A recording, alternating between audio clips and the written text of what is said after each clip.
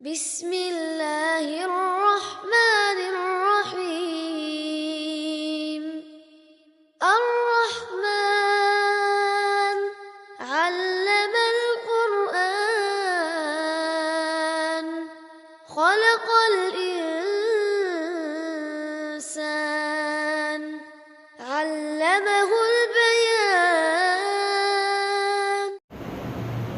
السلام عليكم ورحمة الله وبركاته. الحمد لله والصلاة والسلام على رسول الله صلى الله عليه وسلم. أما بعد، أعوذ بالله من الشيطان الرجيم. بسم الله الرحمن الرحيم. إن أول بيت وضع للناس الذي ببكة مباركا وهدى للعالمين فيه آيات مبينات مقاصد الله ومن دخله كان آمنا ولله على الناس حج البيت من استطاع إليه سبيلا ومن كفر فإن الله غني عن العالمين. قال رسول الله صلى الله عليه وسلم: إن السماء قد استدار كهيئته يوم خلق الله السماوات والأرض إلى آخر الحديث، أو كما قال سيدنا صلى الله عليه وسلم: سبحانك لا علم لنا إلا ما علمتنا إنك أنت العليم الحكيم. لا حول ولا قوة إلا بالله العلي العظيم. اللهم صل على அல்லாஹ் சுப்ஹானஹு வ தஆலாவின் பேரருளால் புனித நிறைந்த ஹஜ்ஜுடைய மாதங்கள் தொடங்கி இருக்கின்றன. உலகத்தின் நாலாபுரங்களிலிருந்தும் புனித ஹாஜிகள் காபாவை நோக்கி சென்று கொண்டிருக்கின்ற நேரம். இந்த நல்ல நேரத்தில் அல்லாஹ் சுப்ஹானஹு வ தஆலா இன்றைய ஏற்பாட்டை மனித சமுதாயத்திற்கு கொடுத்ததற்கும் அதை சிறப்பாக செய்வதற்கு காரணமாக இருந்தவர்களையும் நினைவு கூறுவது அவசியமாகும். மக்காவின் குறிப்பாக காபாவின் வரலாற்றை நாம் படித்தால் குர்ஆன் மற்றும் ஹதீஸ்களின் மூலங்களிலிருந்து நாம் அறிந்த பொழுது பல்வேறு அரிய தகவல்களை நாம் பெற முடியும். காபா கட்டப்பட்ட வரலாற்றை ஹதீஸ் கூறுகின்ற பொழுது, குர்ஆன் கூறுகின்ற பொழுது, இன்ன அவ்வள பைத்தின் உதய லின்னாஸ் லல்லதி பிபக்கத முபாரக்கன், மனிதர்கள் வணங்குவதற்கு உருவாக்கப்பட்ட முதல் இல்லம் காபா என்று குர்ஆனுடைய வசனம் சொல்கிறது. அல்லாஹ்வின் திருத்தூதர் ஸல்லல்லாஹு அலைஹி வஸல்லம் அவர்கள் ஒரு ஹதீஸில் குறிப்பிடுகின்ற பொழுது,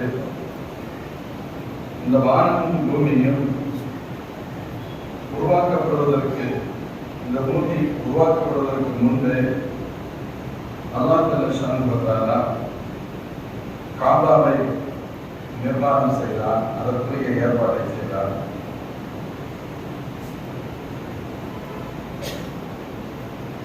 பூமி முழுவதும்,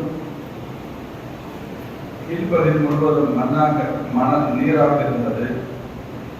அதில் ஒரு திட்டு இருந்ததாகவும், மணல் திட்டு இருந்ததாகவும், அந்த இடத்தில் மலக்குமார்களின் வழியாக அல்லாஹ் காபாவை கட்டினான் என்று சொல்லப்படுகிறது. திருதர ஹதீஸில் நாம் பார்க்கின்ற போது, பூமி படைக்கப்படுவதற்கு சுமார் 2000 ஆண்டுகளுக்கு முன்பே காபா உருவாக்கப்பட்டு விட்டது என்ற தகவல்களையும் நாம் பார்க்க முடியும். அதற்கு பின்பு இந்த பூமி உருவாக்கப்பட்டது, மனித சமுதாயம் படைக்கப்பட்டது. ஹஸரத் ஆதம் அலைஹிஸ்ஸலாம் அவர்களும் அவரது பிள்ளைகளும் இந்த காபாவை புனர் நிர்மாணம் செய்தார்கள். அதற்கு அடுத்து ஹஸரத் நூஹ் அலைஹிஸ்ஸலாத்துடைய காலத்தில் ஏற்பட்ட மிக பிரமாண்டமிக்க உலகளாவிய வெள்ளப்பெருக்கால் காபாவும் சிதிலமடைந்தது. ஆனாலும் சிதிலமடைந்தாலும் அது இருந்த இடத்திற்கான அடையாளங்கள் அங்கே இருந்தன. பெரிய கட்டிடமாக இல்லாத அந்த நிலையிலும் இந்த உலகத்திற்கு அனுப்பப்பட்ட பல்வேறு நபிமார்கள் அந்த காபாவின் திட்டை சுற்றி தவாப் செய்து தங்களுடைய ஹஜ்ஜின் வணக்கத்தை நிறைவேற்றி வந்தார்கள் என்று இன்னொரு தகவல் சொல்றோம். அந்த அஸ்திவாரத்திலிருந்துதான் ஹதரத் இப்ராஹிம் அலைஹிஸ்ஸலாம் அவர்கள் காபாவை கட்டுகிறார்கள். இன்று வரை நாம் பார்க்கக்கூடிய காபாவின் இந்த வடிவமைப்பு என்பது அது உலகம் தோன்றிய காலம் முதல் கொண்டு குறிப்பாக ஹதரத் இப்ராஹிம் அலைஹிஸ்ஸலாம் அவர்கள் கட்டிய அந்த அஸ்திவாரத்திலேயே நீடித்திருக்கிறது. 1-2 ஆண்டுகள் அல்ல, ஏறக்குறைய 4500 ஆண்டுகளை கடந்து இந்த காபா அல்லாஹ்வின் பேரருளால் இப்ராஹிம் அலைஹிஸ்ஸலாம் அவர்களுடைய தியாகத்தையும் அவர்களுடைய தூரநோக்கு சிந்தனையையும் பறைசாற்றுகின்ற இடமாக காபா வருகிறது. அதன் ஒரு அடையாளம் தான் இதுக்கு எண்ணற்ற அத்தாட்சிகள் உண்டு என்று கூறுகின்ற அல்லாஹ் குர்ஆனிலேயே சொல்வான், "ஃபீஹி ஆயாத்துன் பையினாத்துன்", இதற்கு நிறைய அத்தாட்சிகள் உண்டு சொல்லிவிட்டு மகாம் இப்ராஹிம், மகாம் இப்ராஹிமும் அதில் ஒன்று என்று அல்லாஹ் கூறுகிறார். மகாம் இப்ராஹிம் என்பது எது? ஹதரத் இப்ராஹிம் அலைஹிஸ்ஸலாம் அவர்கள் காபை கட்டுவதற்காக அவர்கள் ஏறி இறங்குவதற்கு பயன்படுத்திய கல், அதற்கு மகாம் இப்ராஹிம், இப்ராஹிம் அலைஹிஸ்ஸலாம் அவர்கள் நின்ற கல் என்பது அதுதான். அந்த கல்லையும் அல்லாஹ் 1000 ஆண்டுகள் கடந்தும் பல நபரிடத்தில் காபா பலருடைய நிர்வாகத்தில் முஸ்லிம்கள் மட்டுமல்ல, முஸ்லிம் அல்லாத பலருடைய கட்டுப்பாட்டில் இருந்தும் கூட அல்லாஹ் அதை பாதுகாத்து வருவதே அது சத்தியம் என்பதற்கான அத்தாட்சிகளில் ஒன்று என்று குர்ஆன் பறைசாற்றும். மூமின்களே, மொத்தத்தில் மக்காவையும் காபாவையும் அந்த மக்காவுடைய வரலாற்றையும் நாம் கவனமாக ஆய்வு செய்தால் இப்ராஹிம் அலைஹிஸ்ஸலாம் அவர்களுடைய அந்த லீடர்ஷிப் குவாலிட்டி, தலைமைத்தனத்தினுடைய உயர்வு தெரிய வரும். நாம் 10,000 செலவு செய்து தலைமை பண்பை கற்றுக்கொள்வதற்காக நாம் பல்வேறு பகுதிகளுக்கு செல்ல முடியும். ஆனால் எந்த செலவும் இல்லாமல் இப்ராஹிம் அலைஹிஸ்ஸலாம் அவர்களுடைய வரலாற்றை படித்தால் எண்ணற்ற அவர்களது அந்த தலைமை பண்பிற்கான அதே அற்புதமான தகவல்களையும், அதைத் தொடர்ந்து இந்த உம்மத் அதிலிருந்து கிடைக்கின்ற படிப்படியின் மூலம் உயர்ந்த தலைமை பண்புகளை பெற முடியும் என்பதற்கு எண்ணற்ற அத்தாட்சிகள், ஆதாரங்கள் உண்டு. ஹஸரத் இப்ராஹிம் அலைஹிஸ்ஸலாம் அவர்களுடைய அந்த தீர்க்க தரிசனத்தில் ஒன்று காபாவை அவர்கள் மீண்டும் கட்டி எழுப்பியது. அல்லாஹ் ஜல்ல ஷானஹு வ தஆலா அவர்களின் வழியாக காலம் இந்த உலகம் உள்ளவும் நீடித்து நிலைத்திருக்கக்கூடிய ஒரு இபாதத் வணக்கம் சிறப்பாக நடைபெற வேண்டும் என்று அல்லாஹ் செய்த ஏற்பாடு அது. அதனால் தான் எங்கோடு இருந்தவர்களை, சிரியாவின் பகுதியில் இருந்தவர்களை இங்கு மக்காவிற்கு அல்லாஹ் அனுப்பி வைத்தார். சொல்கிறார்கள், அந்த பகுதி அது வணக்க பூமியாக இருக்க வேண்டும், புனித பூமியாக இருக்க வேண்டும் என்று சொன்னால் அங்கே மக்கள் இருக்க வேண்டும் அல்லவா? அதனுடைய முதல் ஏற்பாடுதான் ஹஸரத் இப்ராஹிம் அலைஹிஸ்ஸலாம் அவர்களை அல்லாஹ் அனுப்பியது. இப்ராஹிம் அலைஹிஸ்ஸலாம் தங்களுடைய மனைவி ஹாஜர், பிள்ளை இஸ்மாயில் அலைஹிஸ்ஸலாம் அவர்களை அங்கு கொண்டு வந்து குடியமர்த்தியது என்று சொல்வார்கள். அவர்கள் அங்கிருந்து குடியமர்த்தப்பட்ட சில காலங்களிலேயே புனித காபாவை கட்டுகின்ற பணியையும் நிறைவேற்றிவிட்டார்கள். இந்த காபா அது இறைவனின் புனித பகுதி, புனிதமானது என்று சொன்னால் அங்கு வணக்கம் செலுத்தப்பட வேண்டும். வணக்கத்திற்கான ஏற்பாடுகளையும் அதை நிர்வகிக்கக்கூடிய மக்களை முதலில் உருவாக்க வேண்டும். அப்பொழுதுதான் அது நிரந்தரமாக இருக்கும் என்ற அடிப்படையில் அங்கு ஹஜ்ரத் இப்ராஹிம் அலைஹிஸ்ஸலாம் மறைமுகமாக தங்களுடைய பிள்ளை மனைவி மற்றும் மகனை அங்கு அழைத்து வந்து ஒரு பிரம்மாண்டமிக்க ஊரை ஒரு காலத்தில் ஏற்படுத்தினார்.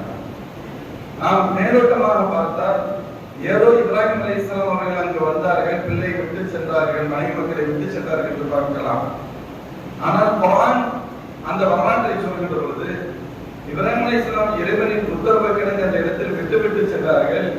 விட்டுவிட்டு நீண்ட தூரத்திற்கு பின்பு சென்று மீண்டும் திரும்பி பார்த்தால் மனைவி மற்றும் மகன் கண்ணுக்கு தெரியாத அளவிற்கு சென்று விட்டு அல்லாஹ்விடத்தில் இருகரவேற்றி துஆ செய்தார்கள். ரப்பனா இன்னி அஸ்கன்து மின் ذُرِّيَّتِي بِوَادٍ غَيْرِ ذِي زَرْعٍ عِندَ بَيْتِكَ الْمُحَرَّمِ யா அல்லாஹ், நான் ரப்பனா இன்னி அஸ்கன்து மின் ذُرِّيَّتِي என்னுடைய மனைவி மக்களை, என்னுடைய பிச்சரங்களை நான் அந்த இடத்தில் விட்டு வந்திருக்கிறேன். ஒரு இடத்தில் நான் குடியமர்ந்து விட்டு வந்திருக்கிறேன். அது ஒரு பள்ளத்தாக்கு, ரைதி சலன், அங்கு எத்தகைய விவசாயமும் இல்லாத இடம். ரைதி சலன் இந்த பைத்திகல் மஹரம், ஆனால் உனது புனித இல்லத்திற்கு அருகில் விட்டு வந்திருக்கிறேன். சொன்ன வார்த்தை குர்ஆனுடைய வசனம். அப்படி சொல்லிட்டு இரண்டாவது சொன்னாங்க, ரப்பனா யுகீமுஸ் ஸலா, யா அல்லாஹ் அவர்கள் தொழுகையை சரியாக நிறைவேற்ற வேண்டும் என்பதற்காக இங்கே செய்திருக்கிறேன். எந்த பர்பஸுக்காக இந்த இடத்தில் வந்து குடியமர்த்தினார்கள் என்பதையும் அந்த வாசகம், அந்த வசனம் சொல்லுகிறது. அங்கே இபாதத் நடைபெற வேண்டும் என்பதற்காக நான் இங்கு கொண்டு வந்தேன் என்பதை அந்த வசனம் சுட்டிக்காட்டுகின்றது. வெறுமனே ஏதோ ஒரு போகிற போக்கில் நடந்த விஷயமாக அது இல்லை. இரண்டாவது, அதை தொடர்ந்து காபாவுடைய அந்த கட்டிடப் பணியையும் நிறைவேற்றுகின்றார்கள். அல்லாஹ்விடத்துல கேட்கிறாங்க, யா அல்லாஹ், இங்கு எந்த முறையில் வணக்கம் செலுத்த வேண்டும், இங்கு பின்பற்றப்படக்கூடிய முறைகளை எனக்கு கற்றுத்தா என்று கேட்க ஸல்லல்லாஹு அலைஹி வஸல்லம் சொன்னார்கள், அல்லாஹ் ஜிப்ரீல் அலைஹிஸ்ஸலாம் அவர்களை அனுப்பினான். ஜிப்ரீல் அலைஹிஸ்ஸலாம் அவர்கள் பூமிக்கு வந்தார்கள். இப்ராஹிம் அலைஹிஸ்ஸலாத்துடைய கரத்தை பிடித்தார்கள். அப்படியே அழைத்துக் கொண்டு சென்றார்கள். சுற்றி ஒவ்வொரு பகுதியும் சுற்றி அழைத்து வருகின்ற பொழுது இந்த இடம், இந்த புனித இடத்தின் எல்லை என சுட்டி காண்பித்தார்கள். அதுதான் இதற்கு முன்பு எல்லைகள் இருந்தாலும், உலகம் தோன்றிய காலம் முதற்கொண்டு அல்லாஹ் அதை ஏற்படுத்தி இருந்தாலும் கூட இப்ராஹிம் அலைஹிஸ்ஸலாம் அவருடைய காலத்தில் மீண்டும் அது புதுப்பிக்கப்பட்டு தெளிவுபடுத்தப்பட்டு ஹஜ்ரத் இப்ராஹிம் அலைஹிஸ்ஸலாம் அவர்கள் அதை அடையாளப்படுத்தினார்கள் என்று வரலாறு சொல்லும். நாம் அந்த இடங்களை இன்றும் கூட பார்க்க முடியும். அந்த இடத்துக்கு நம்ம ஹரமுடைய எல்லைகள் அப்படின்னு சொல்லுவோம். புனித ஹாஜிகள் அல்லது புனித உம்ராவை நிறைவேற்றுபவர்கள் அங்கே செல்கின்ற நேரத்தில் அந்த உள் இடத்தில் இருந்து அங்க இருக்கிறவங்க உம்ரா செய்யணும் அப்படின்னு சொன்னாங்க. இங்கிருந்து செல்லக்கூடியவர்கள் நம்முடைய இல்லங்களில் இருந்து நாம் எஹ்ராம் கட்டி செல்வோம். எஹ்ராம் என்ற மீகாத்துடைய எல்லைக்கு முன்பாக நியத் செய்து செல்வோம். உள்ளூர் வாசிகள் உம்ராவுடைய வணக்கத்தை நிறைவேற்ற வேண்டுமானால் அவர்கள் அந்த ஹரமுடைய எல்லைக்கு வெளியே வந்து நியத் செய்து, எஹ்ராம் கட்டி நியத் செய்து மீண்டும் உள்ளுக்குள் செல்ல வேண்டும். இது ஹரமுடைய எல்லை என்று பெயர். இது சுற்றி 4 பகுதிகளிலும் அந்த எல்லைகள் உண்டு. இருக்கிறதுல மிக பக்கத்தில் இருக்கிற வடக்கு பகுதியில் இருக்கக்கூடிய தன்னையும் என்று சொல்கின்ற சுமார் 7 கிலோமீட்டர் தொலைவில் இருக்கக்கூடிய இடம். அந்த இடத்தில் தான் பிரபலமாக மஸ்ஜித் ஆயிஷா என்று சொல்லப்படுகின்ற ஆயிஷா என்ற பெயரில் கட்டப்பட்ட மஸ்ஜித் இயங்கி வருகிறது. எண்ணற்ற மக்கள் உம்ரா செய்வதற்காக வரக்கூடிய இடம் அந்த இடம்தான். நாமும் மக்காவிற்கு சென்று முதல் உம்ராவை முடித்ததற்கு பின்பு அதற்கு அடுத்த கட்டங்களில் நம்முடைய உம்ராவை நாம் நிறைவேற்ற வேண்டுமானால் நாம் செல்லக்கூடிய இடங்களில் முக்கியமானது அது. ஆனால் அது மட்டுமே அல்ல. இன்னொரு புறத்தில் மஸ்ஜித் நபவி, இன்னொரு புறத்தில் தூரமான இடம் சுமார் 22-23 கிலோமீட்டர் தொலைவில் இருக்கக்கூடிய ஜவானா என்று சொல்லப்படுகின்ற இடம். அதனாலதான் அதுக்கு மக்கள் அவங்களுடைய கலோக்கியல் லாங்குவேஜ்ல பெயர் சொல்கின்ற பொழுது படா உம்ரா அப்படின்னு சொல்லுவாங்க.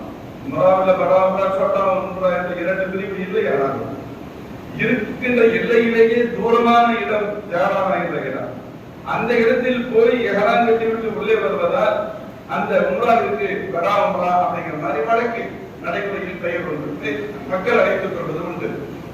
அதே போல சுமார் 18 கிலோமீட்டர் தொலைவில் இருக்கக்கூடிய ஹுதைபியா என்ற இடம், இன்றைக்கும் அவைகள் எல்லாத்தையும் பார்க்கலாம். அது ஒரு எல்லை. இப்படி ஒவ்வொரு 4 பகுதிகளிலும் காபா அந்த புனித ஹரமுடைய எல்லைகளை ஹதரத் ஜிப்ரீல் அலைஹிஸ்ஸலாம் இப்ராஹிம் அலைஹிஸ்ஸலாம் அவர்களுக்கு அடையாளப்படுத்தி காட்டினார்கள். அங்கு அடையாளங்கள் உருவாக்கப்பட்டது என சொல்லப்படும். அல்லாஹ்வின் திருத்தூதர் ஸல்லல்லாஹு அலைஹி வஸல்லம் காலத்தில் மீண்டும் ஸல்லல்லாஹு அலைஹி வஸல்லம் முக்கிய சஹாபாக்களை அழைத்து அனுப்பி வைத்து அந்த இடங்களில் எல்லாம் அதற்கான அடையாளங்களை ஏற்படுத்தி விட்டு வருமாறு மீண்டும் அதை ஏற்பாடு செய்தார்கள் என்று நாம் ஹதீஸ்களில் பார்க்க முடியும். சகோதரர்களே, இது ஹஜ்ரத் இப்ராஹிம் அலைஹிஸ்ஸலாம் அல்லாஹ்விட்ட கேட்கிற விஷயம். இந்த இடத்துல காபா ஒரு புனித இடம் உருவாகுங்கிறது மட்டுமல்ல, அதை வணக்கம் செலுத்துவதற்கு மக்கள் வேண்டும், அந்த வணக்கங்களை எப்படி செலுத்த வேண்டும், அதற்கான முறைகள் என்ன என்பதையும் கேட்கிறார்கள். அல்லாஹ்வுடைய மிகப்பெரிய ஏற்பாடு இவைகள் அனைத்தும் அவர்களுக்கு கற்றுக் கொடுக்கப்படுகிறது. இன்னும் சொல்லப்போனால் இந்த உலகத்தில் இபாதத்திற்காக முதல் அறிவிப்பை செய்தவர்களும் ஹஜ்ரத் இப்ராஹிம் அலைஹிஸ்ஸலாம். அலைஹிஸ்ஸலாம் முதல் மதத்தின் ஹஜ்ரத் இப்ராஹிம் அலைஹிஸ்ஸலாம். அல்லாஹ் சொல்றான், வஅத்தின் ஃபின்னாஸ் பில் ஹஜ். காபாவை கட்டி முடிச்சிட்டாங்க. இப்ப மக்கள் வரணும். எங்கிருந்து வர போறாங்க? உலகத்தின் நாலாபுரங்களிலிருந்து மக்கள் வர வேண்டும் சொல்லப்படுகிறது. அல்லாஹ் சொன்னான், இது குர்ஆனுடைய வசனம், சூரத்துல் ஹஜ்ஜுடைய வசனம். வஅத்தின் ஃபின்னாஸ் பில் ஹஜ். இப்ராஹிம் அலைஹிஸ்ஸலாம் அவர்களே, ஹஜ்ஜிற்காக நீங்கள் மக்களுக்கு அழைப்பு கொடுங்கள். யத்தூக ரிஜானன். அவர்கள் உங்களிடத்தில் நடந்த நிலையிலும் வெடித்த ஒட்டகைகளிலும் தூரமான இடங்களில் இருந்து அந்த பல்வேறு சிரமங்களை தாங்கி அந்த மக்கள் நடந்து பயணித்தும் வருவார்கள் என்று குர்ஆனுடைய வசனம் சொன்னார். ஹதீஸை நாம் பார்க்க முடியும். அப்பொழுது ஹஜ்ரத் இப்ராஹிம் அலைஹிஸ்ஸலாம் கேட்கிறார்கள், யா அல்லாஹ், என்னுடைய சத்தம் அவர்களை எப்படி போய் சேரும்? நான் அழைப்பு கொடுக்கிறேன். இன்று காபாவுக்கு பக்கத்தில் இருக்கக்கூடிய சஃபா மர்வாவுடைய இடைப்பகுதியில் இருக்கக்கூடிய வெளியில் இருக்கக்கூடிய அந்த மலையை ஜபல் அபி குவைஸ் என்று சொல்வார்கள். அந்த ஜபல் அபி குவைஸில் இருந்து தான் ஹஜ்ரத் இப்ராஹிம் அலைஹிஸ்ஸலாம் அவர்கள் அழைப்பு கொடுக்குமாறு சொல்லப்படுகிறது. இப்ராஹிம் அலைஹிஸ்ஸலாம் கேட்கிறாங்க, இங்கிருந்து நான் கூறுகின்ற அந்த சத்தம் அது எப்படி மக்களை போய் சேரும் என்று கேட்க அல்லாஹ் சொல்கிறான், அத்மின் வஅலைய கிபலா. இப்ராஹிம், நீங்கள் அழைப்பு கொடுங்கள்,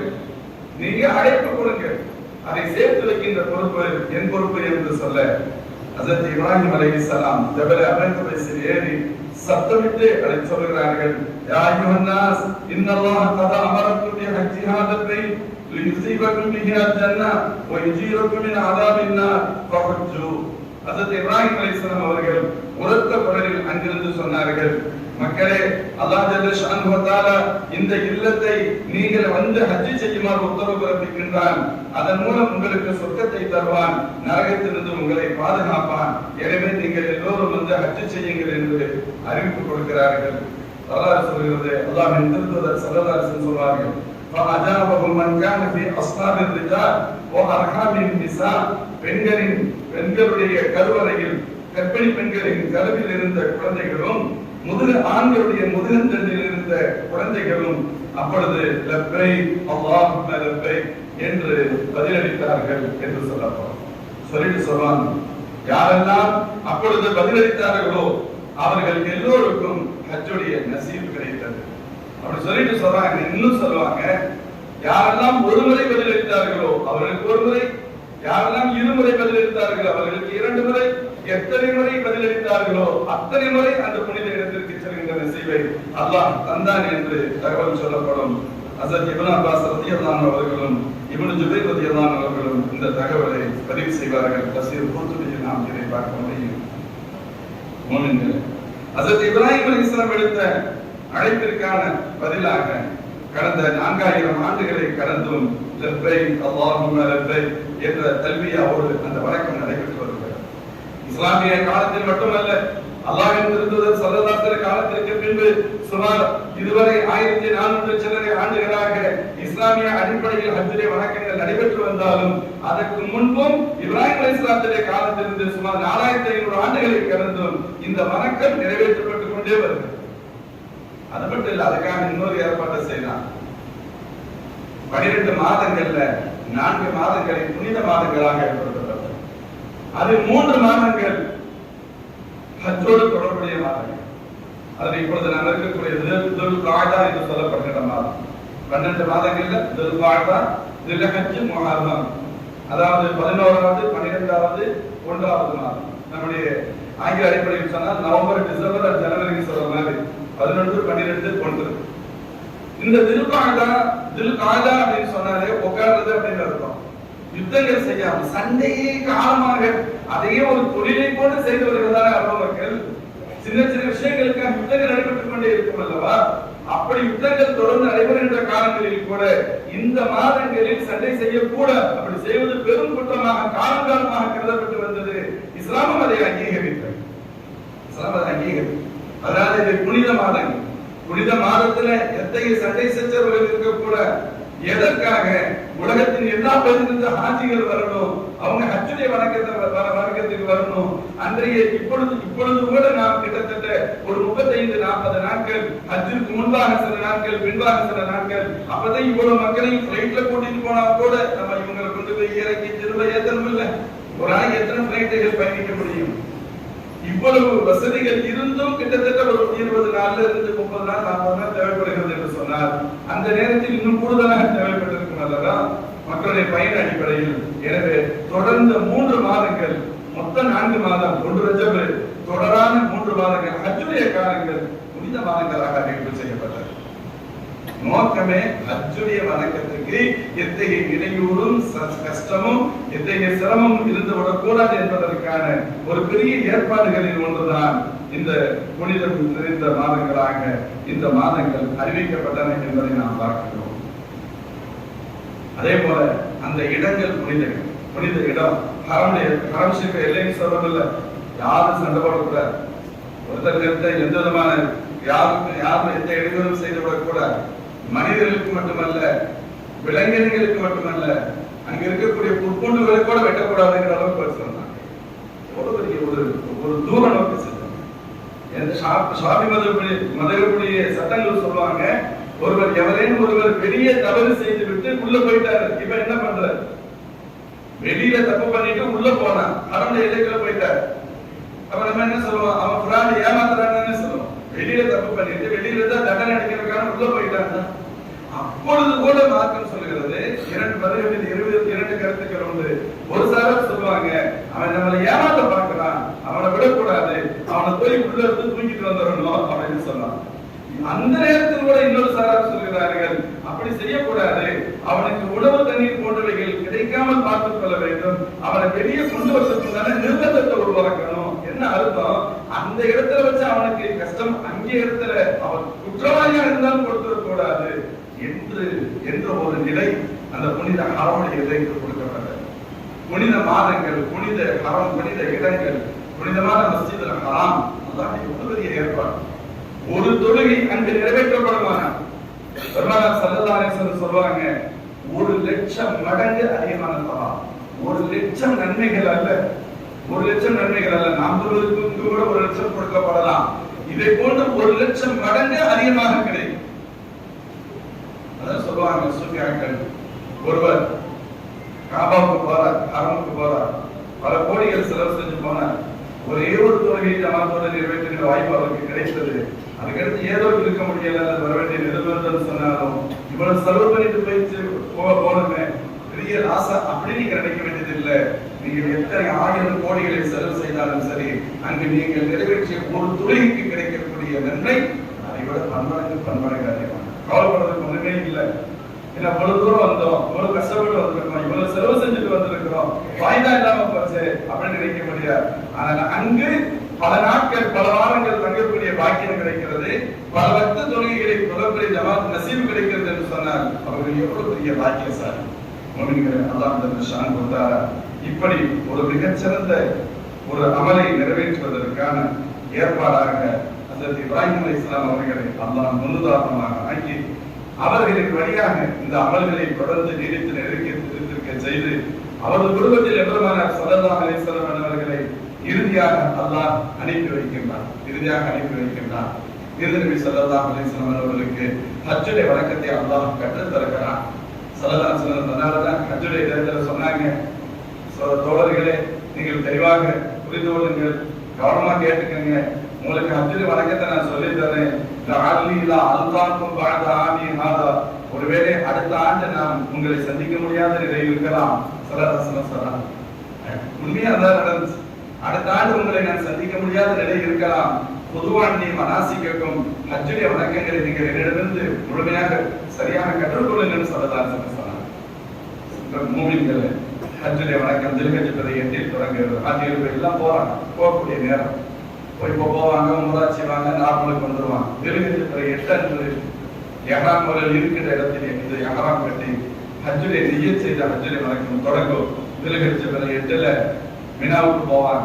8 முழுக்க அங்கே தங்கி இருப்பார்கள். பிறகு 9 அன்று காலை சுபஹ் தொழுகைக்கு பின்பு அரஃபாவை நோக்கி செல்வார்கள். மகரிப் வரை அரஃபாவில் இருப்பார்கள். மகரிபுடைய நேரம் வந்ததற்கு பின்பு மீண்டும் புறப்பட்டு முஸ்தலிஃபா போவாங்க. அன்று முஸ்தலிஃபா போவாங்க. இரவு முழுக்க முஸ்தலிஃபாவில் தங்குவார்கள். மறுநாள் சுபஹ் தொழுகைக்கு பின்பு இன்னும் சிறப்பு இஷ்ராக்குடைய நேரத்திற்கு பின்பு அங்கிருந்து புறப்பட்டு மீண்டும் மினாவிற்கு வருவார்கள். மினாவுக்கு வந்து பெரிய ஷைத்தானுக்கு மட்டும் ஜமரத்துல் அகவா என்று கூறுகின்ற நம்முடைய நடைமுறை வழக்கத்தில் பெரிய ஷைத்தான், அடி ஷைத்தான், சின்ன ஷைத்தான், ஷைத்தான்ல எல்லாமே ஒரே ஷைத்தான் தான். ஒரு அடையாளம் தெரிவதற்காக அப்படி ஒரு வார்த்தை பயன்பாடுகள், அவ்வளவுதான். அந்த பெரிய ஷைத்தானுக்கு சொல்லப்படுகிற ஜமரத்துல் அகவாவில் கல்லறிவாங்க. அதற்கடுத்து குர்பானி கொடுக்கணும், பிறை 10. அதற்கடுத்து தலைமுடியை இறக்கிக் கொள்ள வேண்டும். அதற்கடுத்து மீண்டும் மக்காவிற்கு வந்து தவாஃபை ஜியாரா எனும் பரவலான தவாஃபை செய்ய வேண்டும். மீண்டும் சை செய்யணும். அது முடிச்சுட்டு மீண்டும் ரூமுக்கு போயிடாம மினாவுக்கே வரணும். மினாவில் வந்து அங்கே அந்த இரவு அங்கே தங்கி இருக்கணும்.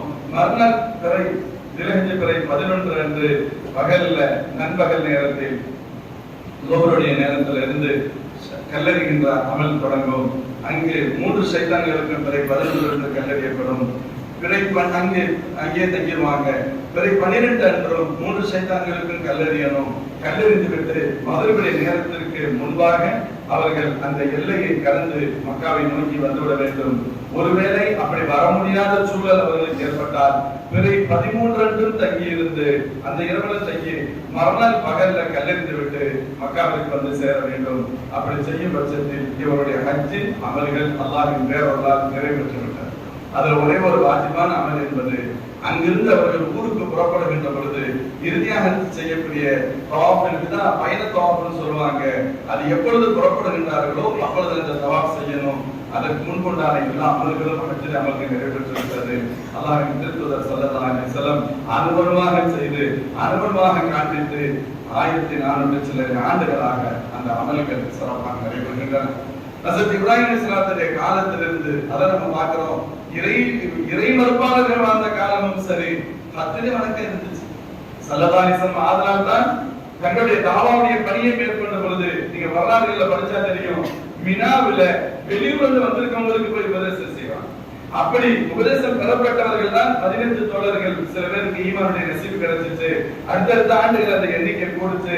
ஒரு கட்டத்தில் ஸல்லல்லாஹு அலைஹி வஸல்லம் புனித மிகு மதீனாவிற்கு செல்வதற்கு அது காரணமாக அமைந்தது. அந்த மக்கள் ஹஜ்ஜுடைய காலங்களில் கூடுகின்ற நேரத்தில் தான் மினாவில் இருக்கும் பொழுது நடுநிசி இரவுகள்ல நள்ளிரவு நேரங்களில் ஸல்லல்லாஹு அலைஹி வஸல்லம் அபூபக்கர் சித்திக் ரலியல்லாஹு அன்ஹுவும் பல்வேறு குழுக்களை மறைமுகமாக சந்தித்து தாங்கள் அந்த இடத்திற்கு அவர்களுடைய ஊருக்கு செல்ல முடியுமா என்பதை எல்லாம் பல்வேறு தகவல்களை விசாரித்தார்கள், தகவல்களை சேகரித்தார்கள், வாய்ப்புகளை கண்டறிந்தார்கள் என்றெல்லாம் வரலாற்றில் நாம் நிறைய படிக்க முடியும். நிறைய அதை படிக்கின்ற பொழுது கண்கள் எல்லாம் பிரவாகிவிடும். அல் பிதாயா வன் நிஹாயா என்ற வரலாற்று ஆசிரியர் அந்த வரலாற்று நூல்ல இமாம் இப்னு கஸீர் ரஹ்மத்துல்லாஹி அலைஹி ஒரு பதிவு எழுதுவாங்க. ஸல்லல்லாஹு அலைஹி வஸல்லம் அபூபக்கர் நாயகமும் அந்த இரவு நேரங்களில் எங்கெங்கெல்லாம் போய் விசாரிச்சாங்க, யார் யாரெல்லாம் பார்த்து பேசினாங்க, என்னென்ன பதில்கள் கிடைத்தது, இவங்க என்ன கொஸ்டின்லாம் கேட்டாங்க. சில பேர் அவங்க ஒத்துக்கிறதுக்கு தயங்கினாங்க, சில பேர் அவங்க தயாரா இருந்தாங்க, அபூபக்கர் நாயகம் ஏத்துக்கிறதுக்கு தயங்கினாங்க. அபூபக்கர் நாயகம் அப்பொழுது பல்வேறு கேள்விகளை, நீங்க யாரு, உங்களுடைய பின்னணி என்ன, நீங்க இந்த குடும்பமா, அதுல இந்த பிரிவா, ஒரு சில இடங்களில் பார்த்தால் 15க்கும் மேற்பட்ட கேள்விகளை அடுக்கடுக்காக கேட்பார். ஆச்சரியமா இருக்கும். ஸல்லல்லாஹு அலைஹி வஸல்லம் நினைவு கொள்கிறது, ஆலமு அன்சாரிக்கும் அபூபக்கரின், உங்களது பாரம்பரியத்தில் மிக அதிகம் தெரிந்தவர் அபூபக்கர் சித்திக் ரலியல்லாஹு ஸல்லல்லாஹு அலைஹி வஸல்லம் சொன்னார். அபூபக்கர் நாயகம் அதிகமா பேசினது இல்ல, ஆனா அவ்வளவு நாளே அவ்வளவு ஞானம் உள்ளவர்கள் அபூபக்கர் சித்திக் ரலியல்லாஹு அன்ஹு.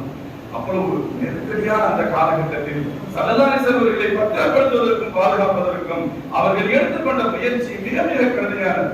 ஆனா அந்த வரலாற்றின் தொடக்கம் முதல் வரியிலேயே எழுதுவாங்க, நம்ம மனசு வேதனைப்படக்கூடாதுங்கிறதுக்காக பெருமானார் ஸல்லல்லாஹு அலைஹி வஸல்லம் அவர்களுக்கு மதீனாவை அல்லாஹ் தேர்ந்தெடுத்து விட்டதால் மற்றவர்களுக்கு அந்த வாய்ப்பு இல்லாமல் போறது என்ற முதல் வரியை எழுதிவிட்டு தான் வரலாற்றை தொடங்குவார். முதல் வரியை எழுதிட்டு தான் ஹிஜ்ரத்திலே வரலாறை தொடங்கப்படும். அவ்வளவு கடுமையான மனிதர்களை அல்லாஹ் ஜல்லஷானு வ தஆலா இன்று உலகம் முழுக்க அந்த அமல் நீடித்து நிலைப்பதற்கு உலகத்தின் எல்லா பகுதியிலும் மக்கள் வருவதற்கு அல்லாஹ் ஏற்பாடுகளை செய்திருக்கிறார்.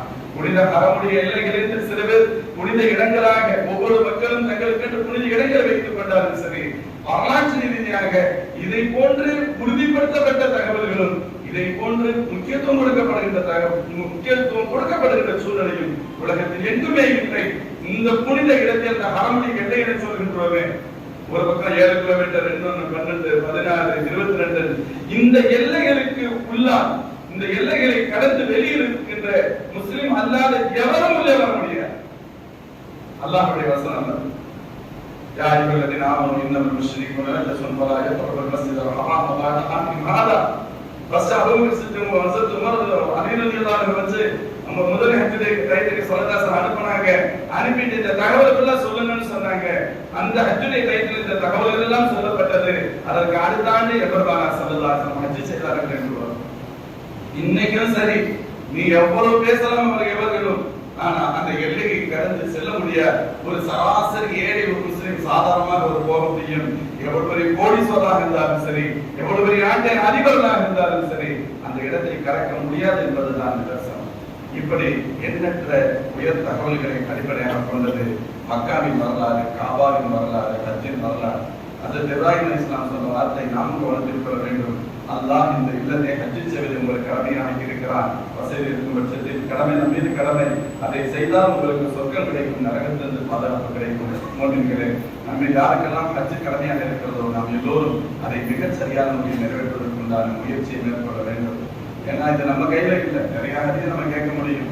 பாருங்க, இந்த வருஷம் கிட்டத்தட்ட 40,000 பேருக்கு பிரைவேட்ல 35,000 இருந்து 40,000 பேருக்கு வரைக்கும் ஹஜ்ஜுக்கு போக முடியாத ஒரு சூழல். எல்லாம் பணத்தை கட்டிட்டாங்க, பணம் கட்டப்பட்டு விட்டது. ஆனா இதுவே வாய்ப்பு இல்லை. அல்லாஹ்விடத்துல கேட்டுக்கிட்டே இருக்கணும். என்கிட்ட காசு இருக்கு, பணம் இருக்கு, நான் போய் வந்துடுவேன், அப்படிலாம் இல்லை.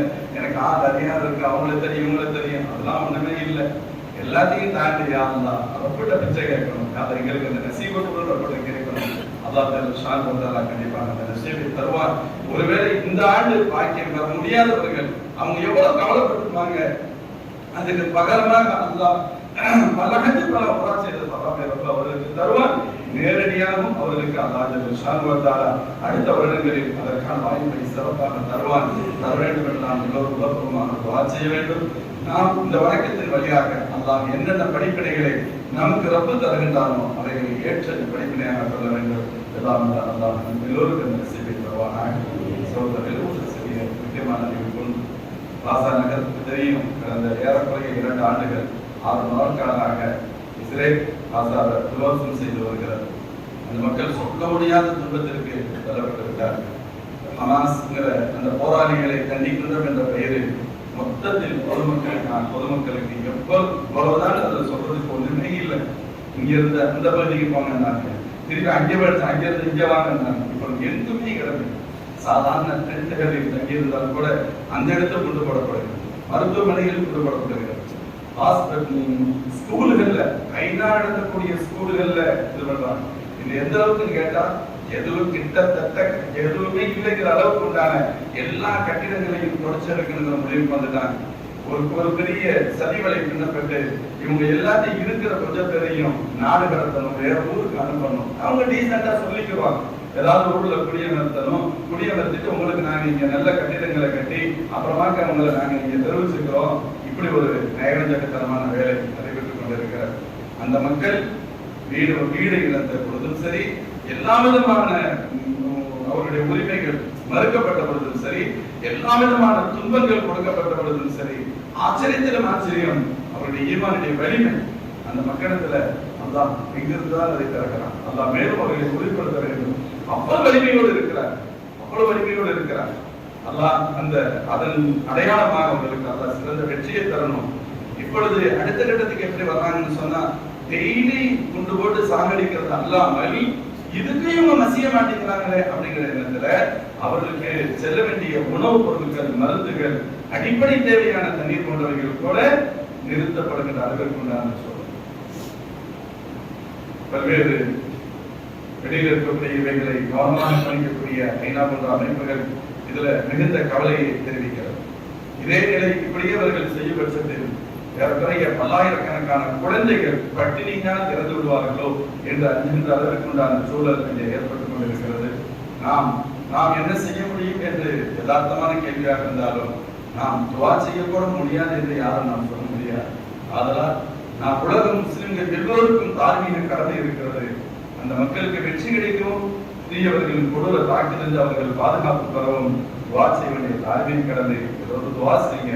இன்ஷா அல்லாஹ் தொடர்பு தொலைவுக்கு பின்பு இன்ஷா அல்லாஹ் ஒரு குறிப்பிட்ட தடவைகள் வசூல் செய்யக்கூடிய நேரங்கள்ல நம்ம ஹஸ்புனல்லாஹ் நிஅமல் வக்கீல் என்று கூறிவிட்டு இன்ஷா அல்லாஹ் நாம் அவர்களுக்காக துவா செய்வோம்.